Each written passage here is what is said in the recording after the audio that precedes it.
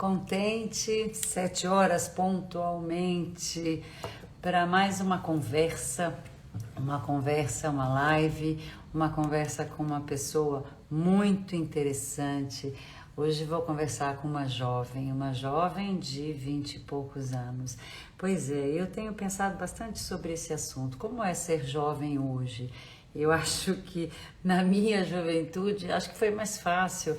Eu fui jovem dos anos 70, então eu acho que era mais fácil, tinha umas rebeldias, tinha umas coisas interessantes, tinha Beatles, tinha Rolling Stones, mas tinha um quebrar barreiras, um quebrar tabus. Ser jovem hoje, aos meus olhos, é mais difícil, porque nos meus anos 70, né, tinham muitas coisas a serem feitas, né? Então a gente estava num momento de inquietação, de busca, de quebrar valores, né? Luna entrou. Luna, beleza.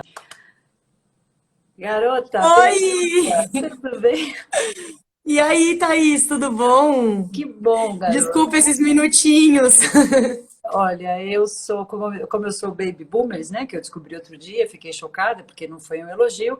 Eu agora já estou ficando assim mais calma, já tenho uns apoios, né, dos jovens. Minha linda, eu estava aqui enquanto esperava, né, conversando. Primeiro eu quero agradecer a você, né? Porque você tem uma agenda bem maluca. E eu estava dizendo, por isso a minha curiosidade em conversar com você. Eu tenho pensado muito e tenho conversado com pessoas. É difícil ser jovem hoje, porque na minha juventude, eu fui jovem nos anos 70, tinha, né, a Tropicália, tinha muitos movimentos, mas eram movimentos ascendentes, eram os movimentos de libertação, de aceitação, de quebrar tabus. E hoje que o mundo deu essa parada, essa quebrada não é só por causa de pandemia, não. Já vinha nesse processo, né? Os mais velhos dizendo, os jovens não querem nada com nada, né? Os jovens não querem nada, estão acomodados. Eu falo, mas é porque eles vão para onde? Né? Eu vejo realmente ser jovem hoje uma barra bem pesada. Como eu sou coroa e você é jovem, eu posso falar isso. Bem-vinda, garota. Primeiro, assim, Thaís, muito obrigada por esse convite. Acho que lives têm sido esse espaço de conversa, de troca, e eu estou muito feliz de conhecer mais você e de poder conversar e trocar. Acho que são temas muito importantes. E é isso, né? Eu acho que essa pergunta ela é bem importante, né, sobre ser jovem hoje, e acho que tem muitas reflexões. Essa que você trouxe, assim, das gerações, eu acho que as gerações dos anos 80, dos anos 70, eram gerações de jovens aí que estavam construindo saídas, né? Principalmente se a gente comparar ali a juventude que estava saindo da ditadura militar, estava num momento de ascensão, né? Num momento de criação de um mundo novo. Depois a gente foi vendo, né, outras séries de questões, né, no Brasil. Então, o acesso à universidade, poder viajar, ter o primeiro emprego, a cultura, né, sendo promovida, né, pelos governos, etc. Tudo isso, acho que foi um momento de pujança, de troca, assim, de muita coisa, né? E eu acho que hoje ser jovem realmente é muito triste mesmo, porque o que a gente tem visto, né, acho que principalmente nesse cenário político, é o fechamento de portas, né? Então é o não, o não, o não, e poucas possibilidades de construir outras coisas, né? Eu coordeno uma rede de cursinhos populares, que chama Rede de Cursinhos Populares Elza Soares, e a gente fez a primeira aula, né, a aula inaugural com os estudantes, e a gente fez uma pergunta, né, para eles, que acho que foi uma pergunta que me marcou muito, me emocionou muito, assim, eu fiquei muito chocada, assim, né, porque são jovens mais jovens que eu, né, então eu também sou meio uma coroa para eles, mas, né, a professora, essas coisas, né, mas enfim, a gente fez uma pergunta para eles que me chocou muito, que era assim, o que vocês mais esperam esse ano? E eles responderam, né? Imagina, estudantes de cursinho, a gente espera, né? Passar na universidade, conseguir uma profissão ou qualquer coisa nesse sentido. E a resposta deles foi que eles queriam a vacina, né? Algo que deveria ser tão, que Óbvio, deveria ser esse obrigação, óbvio, né? obrigação. Essencial, uma obrigação, e era essa a grande vontade, o grande desejo deles, assim. E isso me fez refletir muito, né, sobre o quanto nós, né, precisamos construir essas pontes, quebrar esses muros, o quanto a juventude realmente vai ter uma trincheira de resistência grande, né? Então, essa é um pouco a minha reflexão, assim, para começar essa conversa, esse papo. Mas te agradecer muito mesmo, Thaís, de estar aqui. Eu fico, assim, orgulhosa mesmo, assim, de estar aqui. Eu fico muito feliz, de estar nesse espaço. Luna, você, né? Você está aqui porque você é amiga da Thier, a Thier super fala bem, então eu comecei a te seguir já de um ano atrás. Maravilhosa. Em Gautier, que deve estar aí. Subiu muita gente, eu não consigo ler todo mundo que entrou, então eu quero agradecer a todo mundo. Então, Luna, o que para mim, sempre o meu olhar, né, desde jovem, foi o lado mais humano, né? Tanto que a minha formação é em comunicação, é em relacionamento, eu sou coach de comunicação, palestrante, e sempre o lado humano é o que mais me emociona, né? Então, o que eu acho, olha só, os jovens que te respondem, eu quero a vacina, perderam o sonho. Então, eu acho que o ser humano, né, a gente vive, sobrevive, cresce, né, floresce, porque a gente sonha. E quando a gente não pode sonhar, porque eu sonhei lá nos anos 70 com Beatles, com Rolling Stones, com Raul Seixas, né, eu sonhava com possibilidades. Então, quando não se pode sonhar, eu acho que realmente é uma coisa assim, uma broxidão, e aí vem uma apatia e aí vem uma resignação. Então, isso para mim é o que me dói muito, vem a resignação. Os jovens estão resignados hoje? Eu tenho Conforme. certeza que sim. Eu acho que existe muitas coisas, né? Acho que a pandemia, eu tenho refletido muito que é uma coisa que mudou tudo, né, na nossa vida, a nossa relação com as pessoas, a nossa relação com o trabalho, a nossa relação com o estudo, a nossa relação com nós mesmos, a nossa relação com os objetos, né?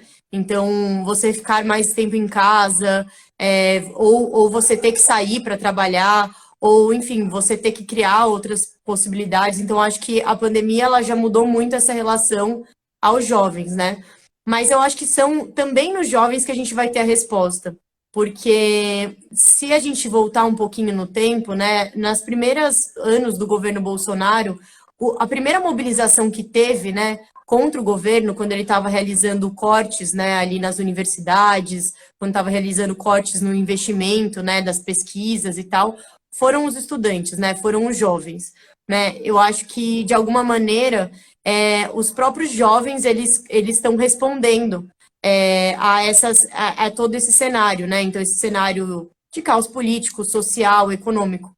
Eu acho que é dos jovens também que a gente vai ter essa resposta.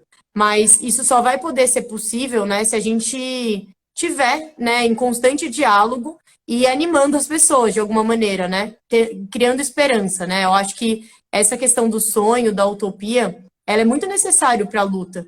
Não existe luta, não existe resistência sem utopia, sem sonho, sem a gente vislumbrar um mundo diferente, né? Eu acho que o que tem acontecido no Brasil é justamente ao contrário do que o Tiririca fala, né? O Tiririca fala assim: o que tá pior não fica. E a gente tá vendo que fica, né? Porque esse governo ele tá tirando essas possibilidades. E eu acho que tirar as possibilidades dos sonhos é uma parte da guerra que eles estão querendo travar, né? Eles não querem gente resistindo, pensando, criando, propondo, né, lutando. Então, cabe a nós, né, fazer esse sonho existir, né? E eu acho que é através dos cursinhos populares, é através do nosso movimento estudantil, é através da cultura, né? O quanto a gente precisou, né, de tiês, né, e de mais e mais artistas para a gente continuar resistindo, né? Porque eu acho que a resistência ela é em cada um de nós, mas também no coletivo, né? Então, eu acho que nos jovens a gente vai encontrar a resposta, assim. Eu tenho muita esperança. Bruna, sempre as histórias, as mudanças começam nos jovens, né? Em qualquer história. Agora, eu tenho lido bastante e essa tristeza, essa insegurança, essa apatia, não é uma coisa só brasileira, é uma coisa que está acontecendo nos jovens do mundo inteiro. E aí os médicos estão estudando por quê? Por falta de oportunidade de trabalho, é muito. É muita tela, como, né, agora você, né, eu vejo a tia falando, sai da tela, porque agora é a expressão, sai da tela. É muita tela, é não ter oportunidade, quer dizer, essa apatia não é só aqui, não é só por causa da nossa situação de país, é uma coisa que acho que é uma onda coletiva no mundo, essa desesperança. E aí precisa ter lunas, né? Como você falou de Tiês, eu estou falando agora de lunas, o que põe um fogo no rabo desses jovens para não perder o sonho, para não perder a esperança, para não perder, né? Vamos levantar o bumbum da cadeira e fazer. Né? Mas então, Luna, não tem muito jovem fazendo. Tem poucas lunas fazendo. E isso é que vamos, né, o seu papel, além de ensinar, além de ter os seus trabalhos, você ainda tem que animar, estimular jovens como você a fazer alguma coisa. Então, o seu papel é mais do que duplo, né? Mais do que triplo. Então, o seu papel é importante, porque de uma responsabilidade chacoalhar. Eu sou muito ativa, viu, Luna? Eu sempre fui uma mulher pilhada, uma mãe pilhada, às vezes até demais. Às vezes os meus filhos falam menos, menos, porque eu acho que sempre tem saída, é só a gente se animar, arregaçar a manga e vamos, né, resolver os problemas. Mas este momento é delicado para você, porque também, né, quem é que te alimenta? Como é que você se retroalimenta desse fôlego para vamos animar mais lunas como você? O que você faz, menina, quanto a isso?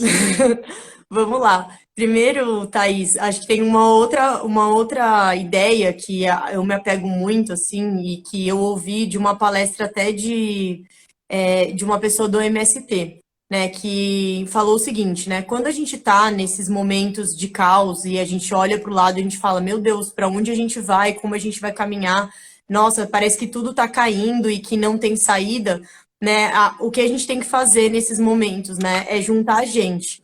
E eu acho que eu faço parte de um coletivo, né, que é o Disparada, que é um coletivo de jovens que decidiram não aceitar, né, não aceitar as coisas.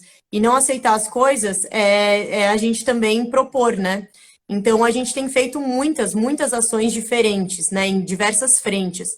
Então, por exemplo, desde o ano passado, a gente tem uma frente que é a Frente de Solidariedade para Mudar SP, né, que é uma rede onde a gente recebe doações de cestas, de alimentos, de materiais de higiene, e a gente faz essa distribuição nas periferias de São Paulo. Tem sido muito gratificante, né, fazer esse trabalho, por exemplo, e ter contato com as pessoas, né? De outro lado, a gente faz a rede de cursinhos populares. Num outro lado, a gente está discutindo as universidades, né? Essa questão da educação, como a gente pode mobilizar minimamente os estudantes, como dá. Mas a gente tem grupos de estudos, a gente está discutindo a questão das mulheres, dos feminismos, discutindo e organizando, né, a nossa gente, o nosso povo, a nossa juventude, né? Eu acho que isso vai animando uns aos outros, né?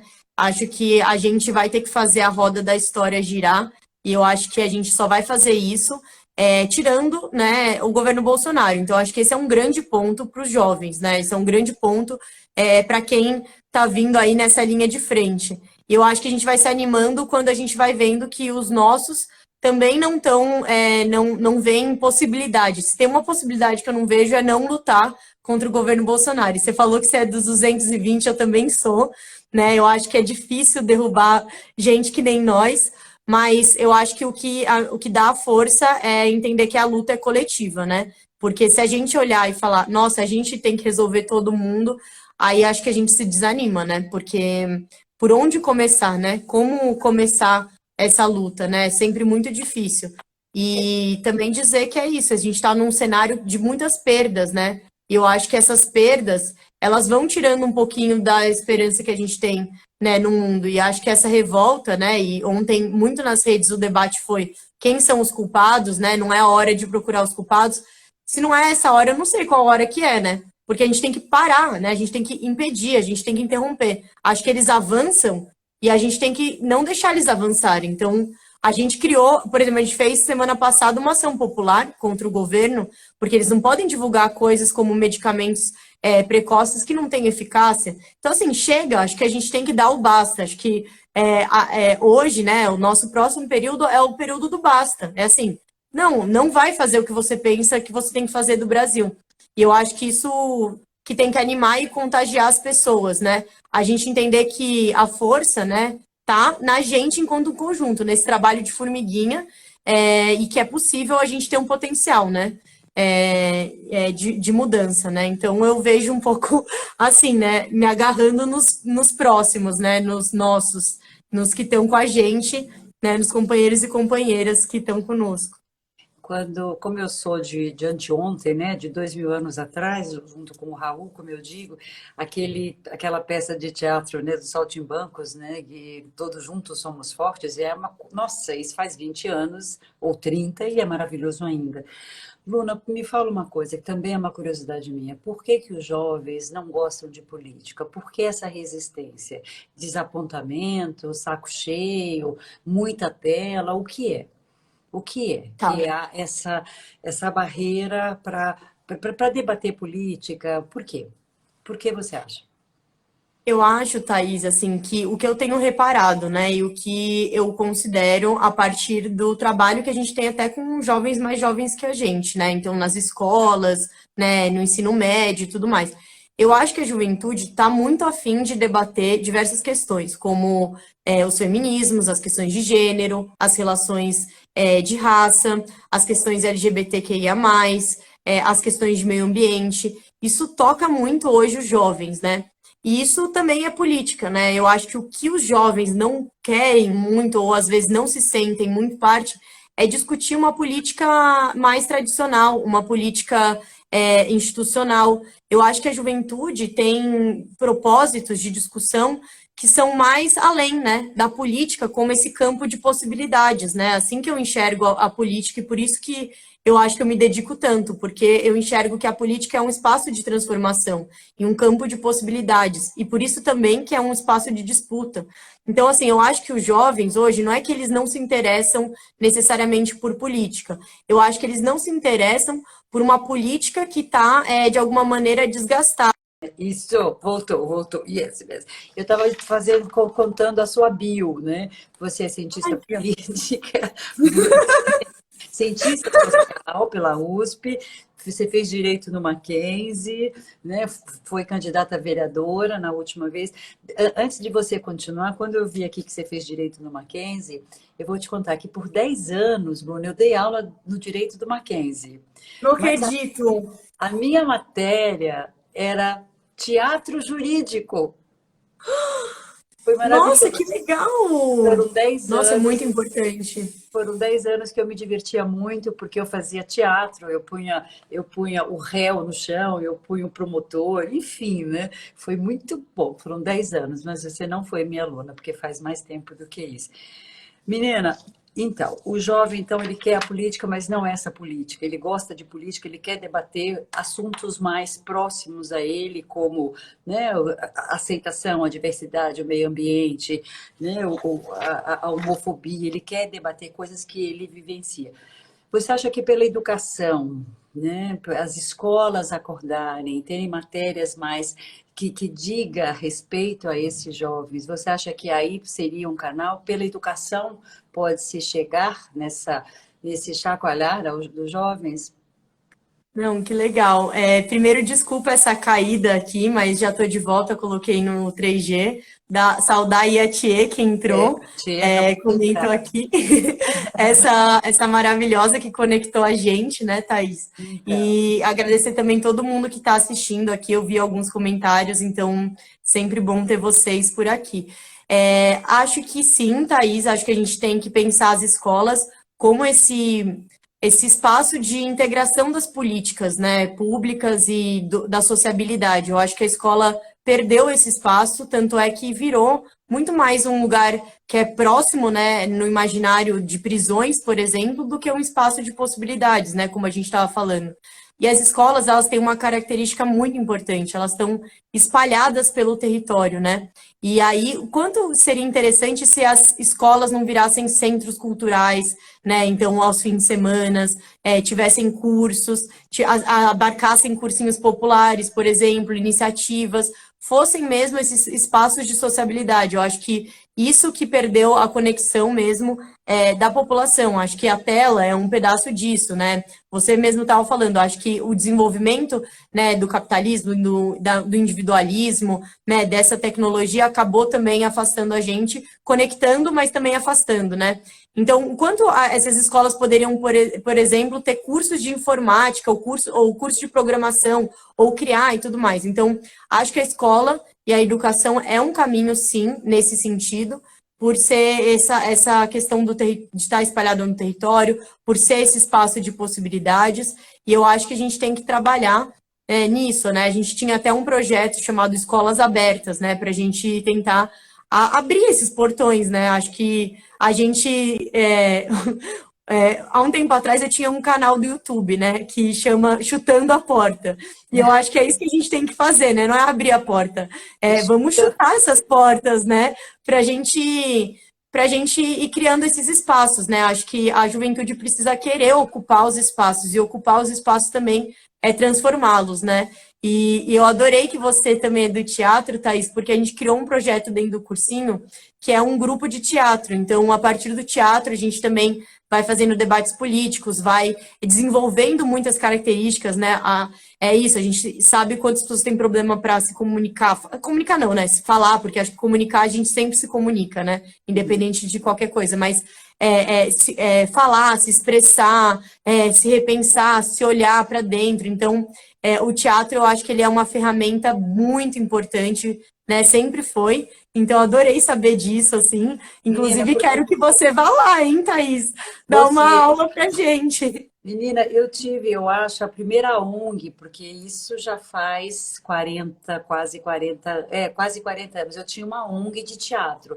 Então a gente fazia apresentações em teatros mambembando, em escola, em creche, Ai, que por incrível. 10 anos. Só que era uma trupe, depois de 10 anos, era uma trupe de 40 pessoas. Então tinha que arranjar ônibus, só de ator e técnicos, né, pessoas de apoio. E era muito legal, porque a gente levava a arte, mas a gente ainda fazia os 40 atores fazerem coleta de mantimentos nas suas Nossa. ruas. Então a gente chegava com arte e com comida, com, sabe, com coisa. Minha linda, pela arte, eu acho que sempre a gente encontra o nirvana, porque a arte sensibiliza, né? A arte sensibiliza, não mexe só com a razão, né? Mexe com a emoção, e com a emoção aberta parece que a gente fica mais, né, com as ideias mais animadas.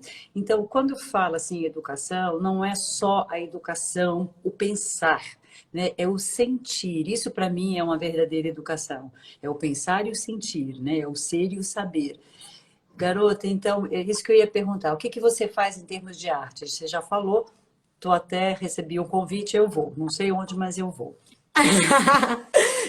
Então, Vai eu dizer. concordo plenamente, Thaís. Eu acho que a arte, educação, cultura, são todas as coisas que têm que ser trabalhadas em conjunto, né? Então, não tem como a gente falar de educação e não ter um desenvolvimento artístico também, né? Porque eu acho que é pela arte que a gente é tocado e também pode se transformar, né?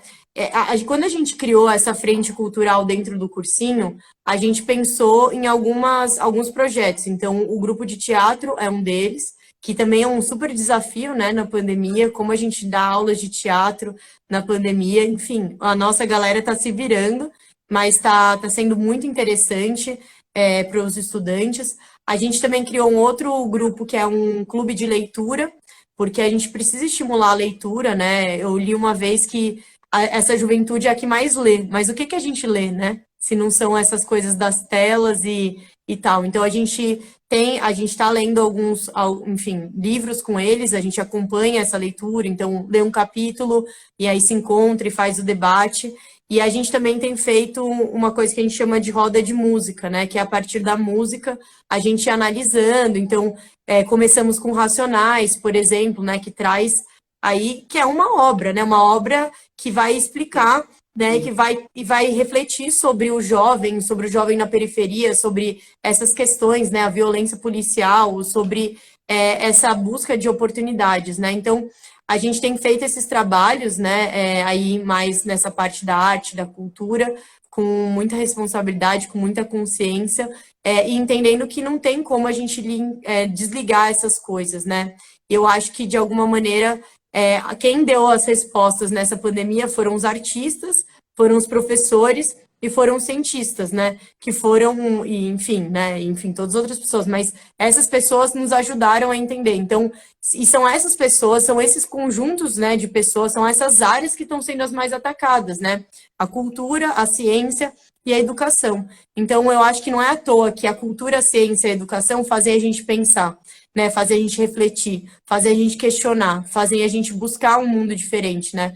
Então, essas coisas estão interligadas, têm que estar interligadas, foram sempre muito mais interligadas se a gente for a história do mundo, mas é isso, eu acho que não tem como a gente. O jovem está muito inserido na cultura, né? O jovem faz cultura. A cultura é pungente, pungente nas periferias. A cultura sempre foi resistência, né? Então, eu acho que esse sonho, né? Esse projeto de um mundo melhor, ele tem que perpassar pela cultura, né? A cultura, ela diz muita coisa. E é isso. Eu falaria que cultura é o fogo no rabo, sabe? O foguete chega na lua porque tem o fogo no rabo, né? É aquela coisa que impulsiona, porque senão não há um movimento da mudança.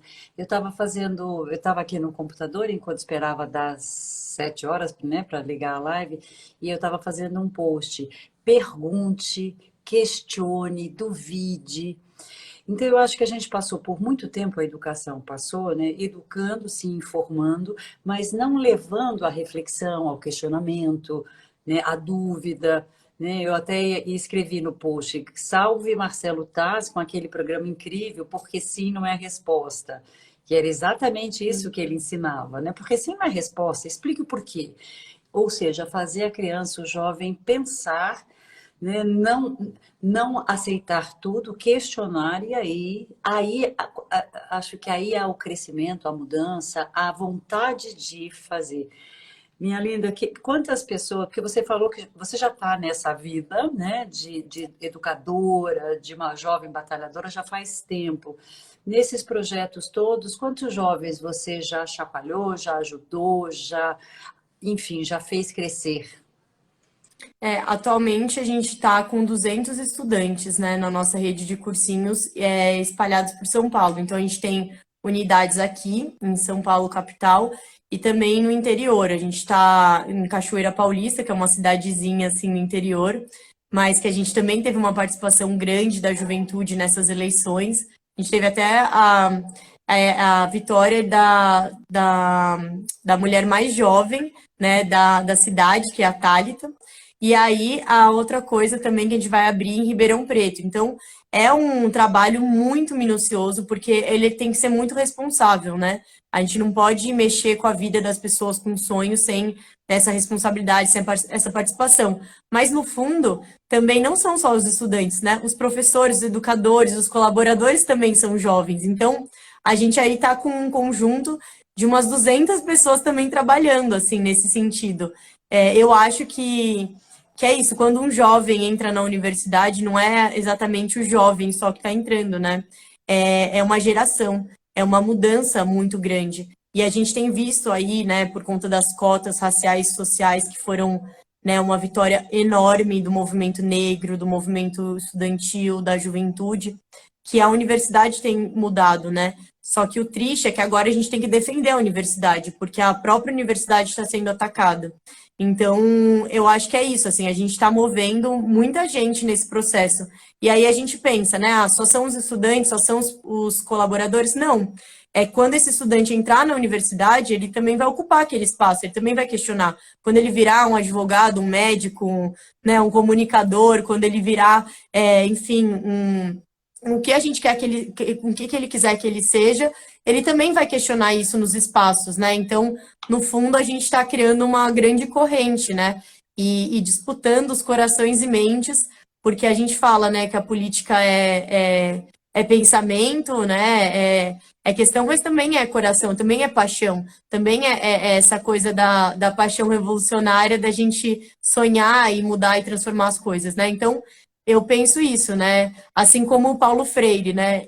A educação não muda o mundo, a educação muda as pessoas e são as pessoas que mudam o mundo. Então a gente não está formando pessoas só para entrar no vestibular, a gente está formando gente para mudar o mundo, né? E aí eu acho que espero que essas pessoas propaguem isso mais e mais. E a ideia nossa é expandir, né? É sempre ter mais possibilidades de mais gente chegando. E a gente tá pensando isso tanto aqui no estado, mas também no Brasil todo, né?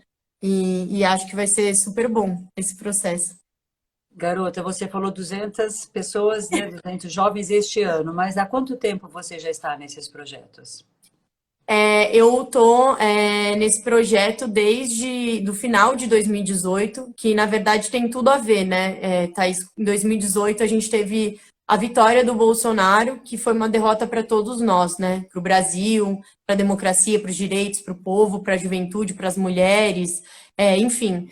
E aí a gente decidiu que era necessário a gente estar próximo, né, fazendo um trabalho de base nas periferias. Então, nossos cursinhos são nas periferias. Eles não são dentro da universidade, eles não são no centro, eles são nas periferias. E a gente decidiu que era esse momento que a gente tinha para fazer, né? Então, aí a gente precisa calcular quantas pessoas desde então a gente está atingindo, assim. Mas é isso, né? A cada ano que passa, jovens entram na universidade ou também continuam com a gente, mas esse ano entrou bastante gente no cursinho e tal. Mas é isso, né? Não sei, acho que a gente tem que calcular. Menina, 400, 500, não sei, mas eu acho que os números, eles são, assim, um ponto dessa história toda, né? Mas o que a gente está fazendo, eu acho que muda tudo, muda muito a gente também, viu?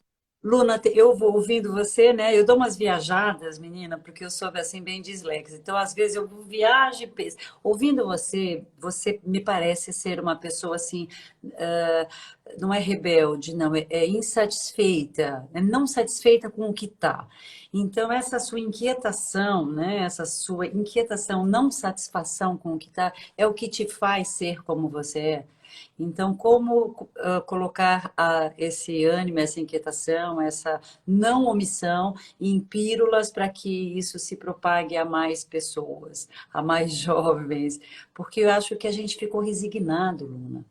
A gente está, todo mundo resignado. Ah, ok, não tem jeito, ok. Então, essa resignação é que também é uma violência que a gente está se fazendo. Menina, então essa resignação, essa instigação, ela pode ser treinada, aprendida, adquirida para outros jovens ou quem tenha jovens em casa? Como é que a gente, né, faz as pessoas saírem da resignação e irem para a indignação? Porque eu acho que é preciso essa Sim. indignação. Me conta, como é que a gente aprende? Como é que você pode compartilhar isso? Não, com certeza, eu acho que isso move muito, né? A gente não aceitar as coisas como elas são, né? E eu acho que tem tudo a ver com o que você estava falando, dessa questão do pensamento reflexivo, né? Da gente conseguir ter um pensamento crítico. Então, não aceitar as coisas como elas são, né? E mudar as coisas para a gente poder aceitá-las, né?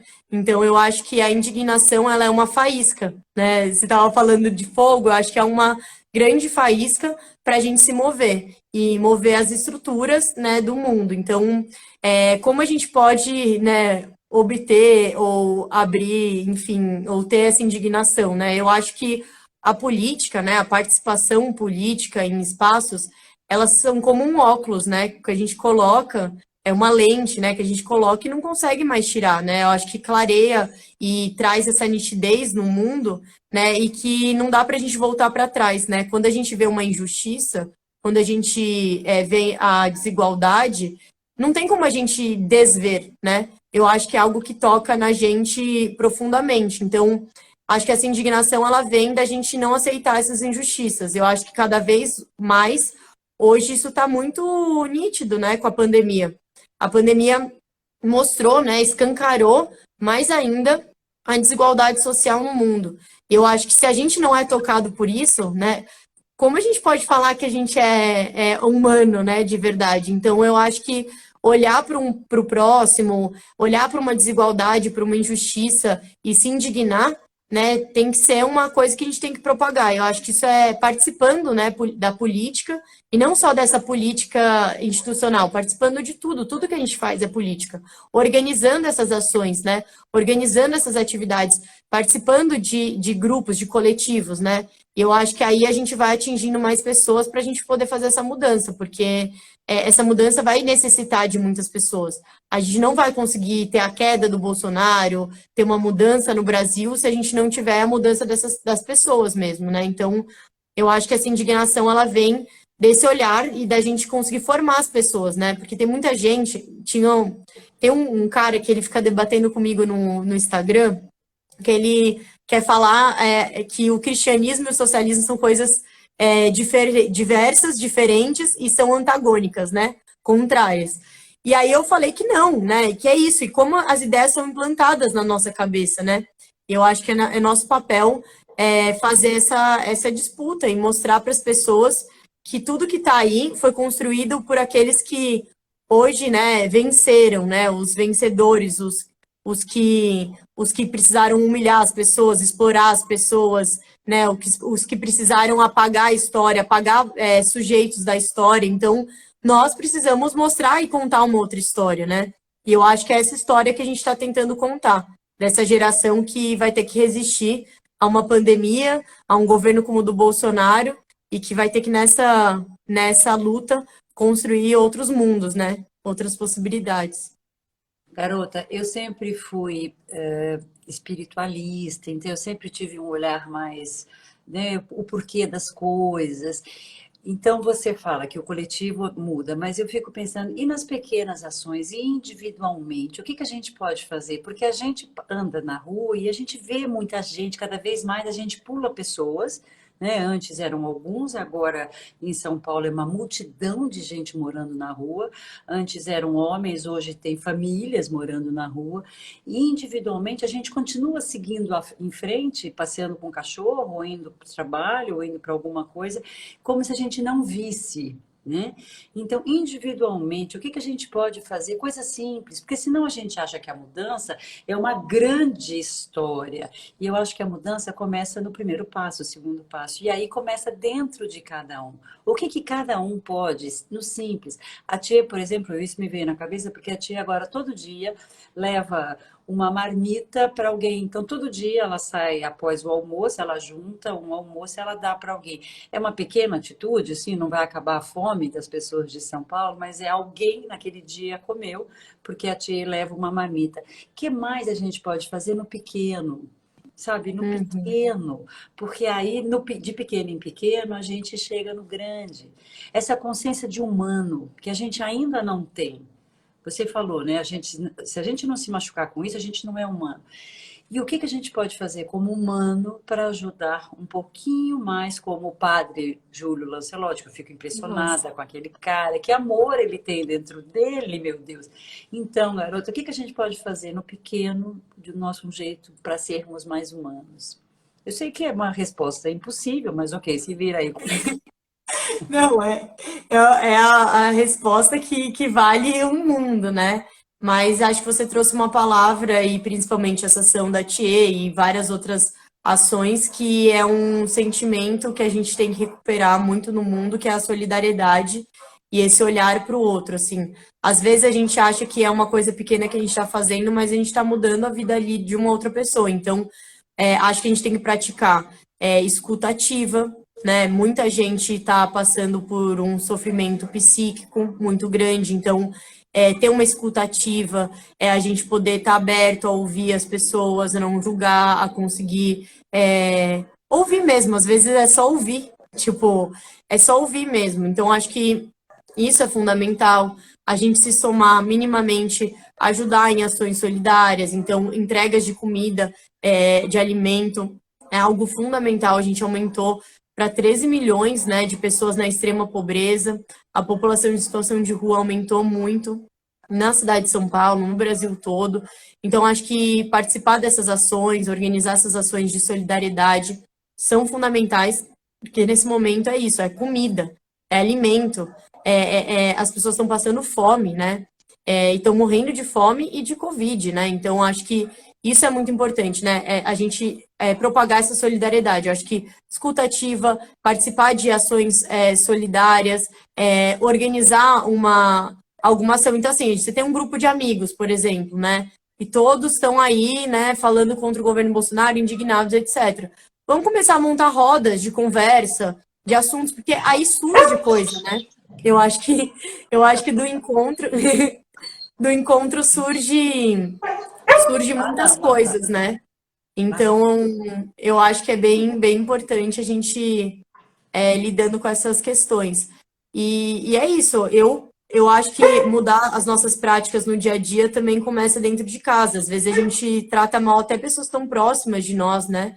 Então, a gente se trata mal. Acho que o autocuidado também é muito importante, né? Se cuidar.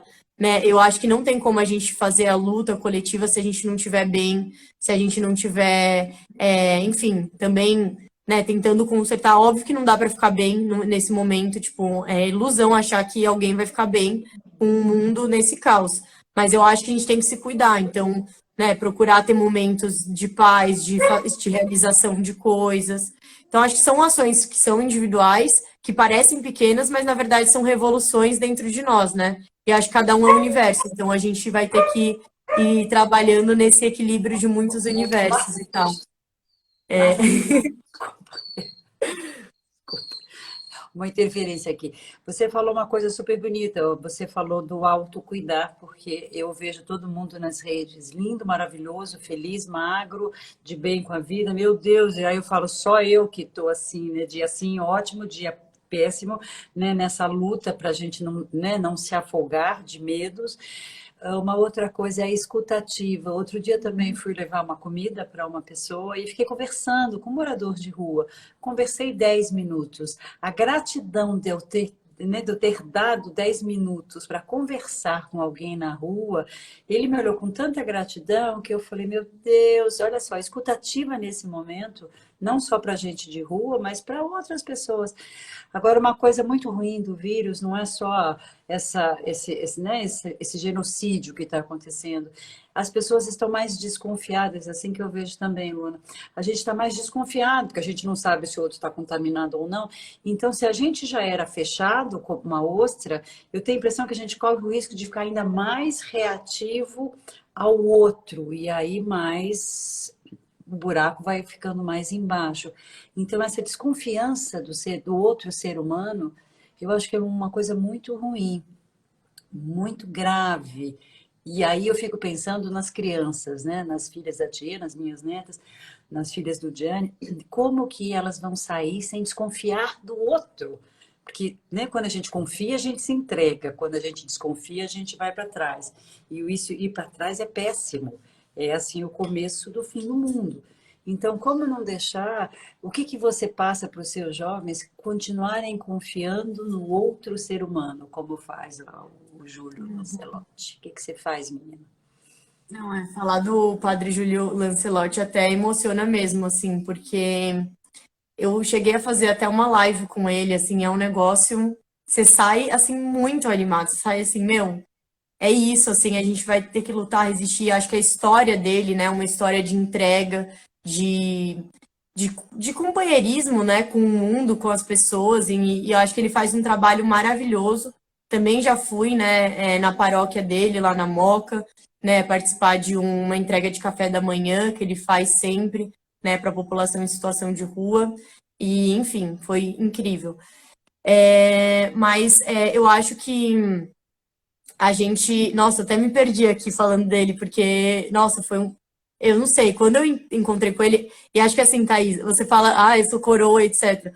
Mas eu acho que juventude não diz respeito, né, à idade. Pelo contrário, assim, tipo, eu converso aqui com você e eu vejo esse espírito de juventude, assim, mesmo de inquietação, de pensar possibilidades. Eu acho que a juventude, ela tem muito a ver com a ideia, né? Essa coisa da renovação. A gente fala muito, né? Queremos renovação na política, queremos. Mas a renovação, ela não está na questão da idade, ela está na questão das ideias, né? Do que move essas pessoas. Eu acho que você tem que parar com isso, porque você é muito jovem Mas nas tô muito bem ideias. comigo, eu estou muito bem com isso, entendeu? Menina, o Guilherme pediu indicação de livros sobre Ai, política. legal. É Vou isso, você fazer. precisa lembrar de dar alguma indicação de livros antes que ele A faça. Clarice Lispector que fala isso, né? Uma mulher que está bem com a idade, que aceita a idade, é uma mulher muito perigosa. É, Então, eu acho que a gente tem que, sim, aceitar as nossas idades. Mas o que eu estou querendo dizer é que você tem esse espírito de juventude mesmo, de renovação, de pensar. E eu acho que tem muito jovem com cabeça de velho, mas muito jovem, eu encontro muito jovem com cabeça de velho. E a gente precisa repensar essas coisas. Mas eu me perdi até na sua pergunta, porque eu fui falar mas do é Júlio tão Lancelotti.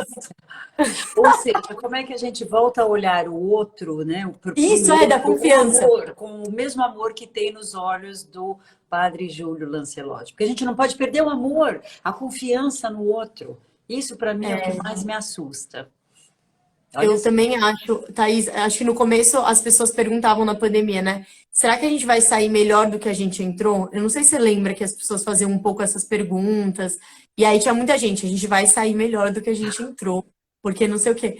E aí hoje eu já não sei mais se a gente vai sair melhor do que a gente entrou, porque quando a gente sabe de tem todas essas informações, e aí as pessoas fazem uma opção de fazer uma festa, de furar a quarentena, ou de, sabe, ou de olhar assim e não tá se tocando com as questões que estão acontecendo, eu acho que a gente perdeu muita coisa, né?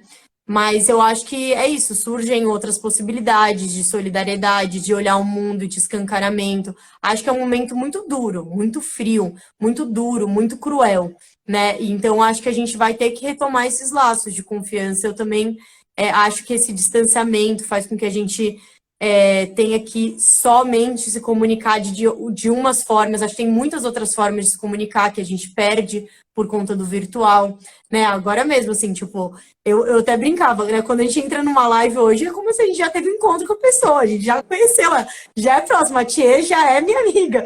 Então, assim, eu acho que é muito difícil, a gente perdeu essas coisas, mas a gente tem que reconquistar essa confiança no outro, assim, acho que perder essa confiança é o que mata mesmo, eu concordo. Tipo, qualquer relação, o grande ponto da relação é confiança, né?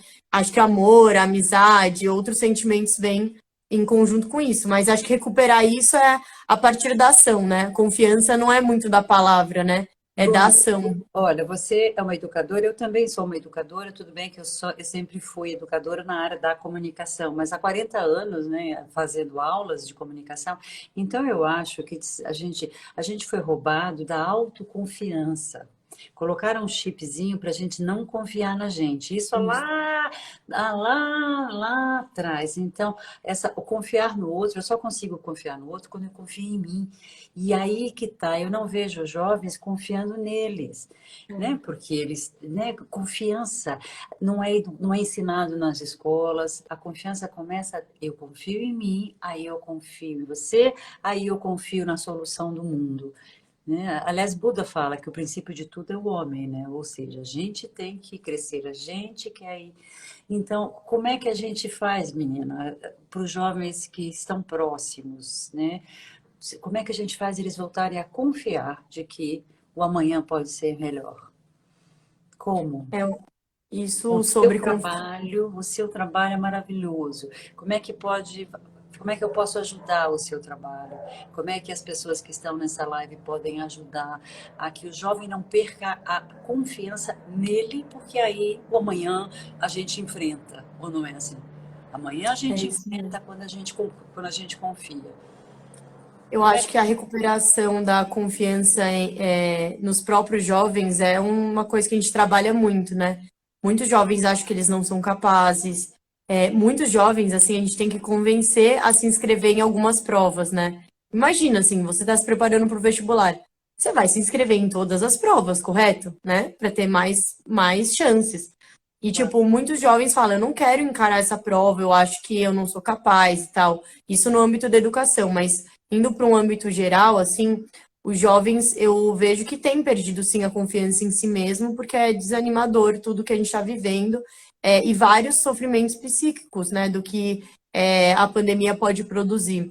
E eu acho que essa confiança em nós mesmos, ela é a chave para a gente, concordo com você, para a gente ter confiança no outro, confiança no mundo, confiança nesses projetos. Mas é isso, assim, se vocês quiserem ajudar, o que vocês quiserem ajudar, posso escrever já já aqui, que eu não consigo escrever e falar ao mesmo tempo, não vou me embananar aqui, porque é do celular.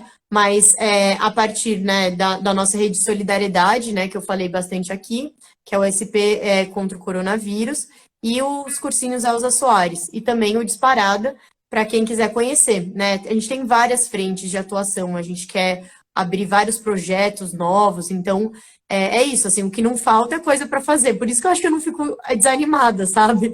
Porque é Você não tanta tem coisa que a tempo, gente tá, você não não tem tenho tempo tempo. muito, mas eu acho que é isso, assim, a gente tem que se cuidar, tipo, Thaís, muito, se cuidar, se respeitar, se olhar, né, então ter esse autoconhecimento que é negado a nós, né? A gente sabe muito, a gente é mulher, a gente sabe muito como isso é negado para nós, assim, esse autoconhecimento. Então, isso deveria ser desde a escola, né? É um trabalho com educação, com gênero, com sexualidade, um trabalho com reflexões. E acho que a gente se conhecer é uma grande revolução, porque é isso, assim, né? Ter pessoas confiantes e certeiras fazem a gente poder ir mudando as coisas. Então, é isso, eu concordo contigo. E a gente trabalha isso mostrando que todo mundo tem algo para trocar, todo mundo tem um ensinamento para trazer, e como a gente pode fazer essa troca virar uma fogueira e incendiar o mundo. Garota, então você já, eu já, então entrar na rede, né, no site da Luna, Luna Muda São Paulo. Não, para mudar São Paulo, como é? Aí eu escrevi, cadê? Luna para mudar SP. É Luna para mudar SP, e aí tem lá todos os seus cursos, tem lá o Elza Soares, eu acho que está super fácil. Então, eu já vou me inscrever para ajudar alguma coisa, né, que seja colocando fogo no rabo desses jovens. Tchau, tchau, bora, bora lá, bora lá. Então, eu acho que é fundamental, né, você nunca apagar esse seu ânimo, porque o ânimo para mim é maravilhoso, né? Ânimo é sonho, né? Sonho é luz, sonho é vontade. Eu acho isso maravilhoso. A responsabilidade que está na sua mão, menina, não é pesada, é gostosa. Tudo bem, você deve estar cansadíssima, você deve ter uma vida maluca, não sei se tem tempo de casar, namorar, beijar, fazer sexo, não sei, porque você deve ter uma vida bem corrida. Deve ser uma coisa muito gostosa, esse fazer, né? Fazer. Porque quando a gente não faz, a gente brocha. Quando a gente faz, a gente brilha. Eu sou meio italianona, boca suja. Não faz brocha, faz brilho. Olha só que profundidade.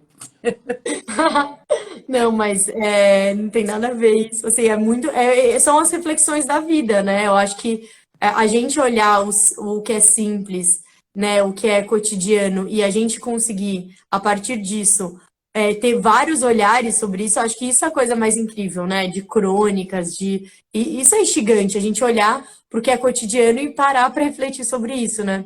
E é isso, o meu nome, né, Luna, ele significa lua, né, em latim, italiano, enfim, espanhol e tudo mais.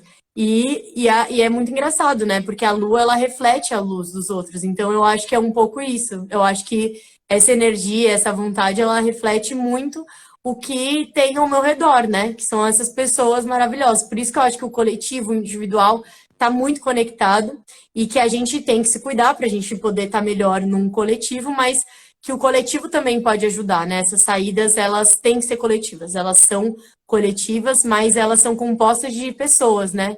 De cada um de nós, de cada formiguinha que vai atiçar esse formigueiro, e acho que eu tô que nem você. Vamos tocar fogo, vamos chutar a porta, vamos para cima, porque a gente não pode temer, né? Acho que o ato de coragem é o de agir, né? Então a gente tem que agir. Eu acho que essa é a bola da vez que está na nossa mão, né? Essa é a tarefa da nossa geração, porque outras gerações lutaram para a gente estar aqui, né? E eu acho que essas pessoas que nos movem também, né? A história é uma sequência de atos e que a gente tem que agradecer também os que lutaram antes de nós.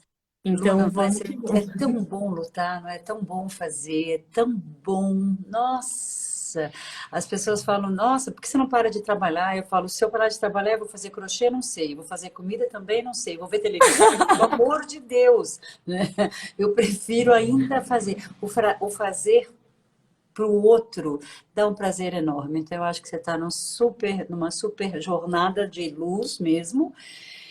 E aí, garota, como última pergunta, por causa do tempo, depois cai essa coisa de internet, eu morro de medo. Você continua na vida política, você foi candidata a vereadora, super bem votada, quase chegou lá.